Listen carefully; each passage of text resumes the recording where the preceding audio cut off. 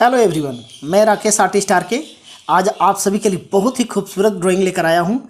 कुछ मेरे व्यूअर्स जो थे वो पेंसिल शेडिंग वर्क का डिमांड कर रहे थे, तो हॉट टी कप ड्राइंग बिल्कुल रियलिस्टिक पेंसिल शेडिंग ड्राइंग है। और इसमें मैंने जो शेडिंग किया है वो स्टम्प पेपर से किया है। तो स्टम्प पेपर से कैसे, पेपर स्टम्प जो होता है वो कैसे बनाते हैं, हैंडमेड पेपर स्टम्प मैंने बनाया है।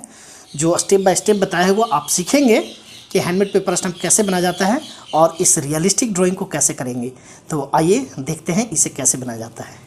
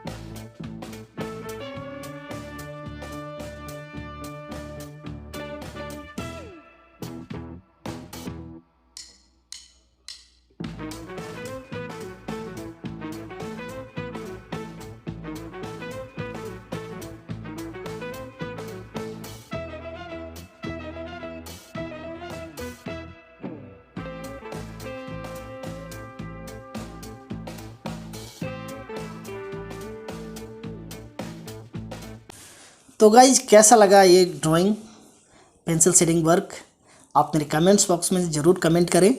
और भी इससे खूबसूरत और इजी ड्राइंग और वीडियो मैं लेकर आता रहूँगा। तो अभी तक अगर मेरे वीडियो को लाइक नहीं किया है तो लाइक कर ले, चैनल को सब्सक्राइब कर ले, बेल आइकन पुश कर ले, ताकि आगे और भी खूबसूरत आने वाली वीडियो का नोटिफिकेशन आपको इजी में मिलता रहे। तो अपने घरों में सेफ रहें, सुरक्षित रहें। मिलते हैं नेक्स्ट वीडियो में कुछ नया लेकर, तब तक के लिए टेक केयर एवरीवन।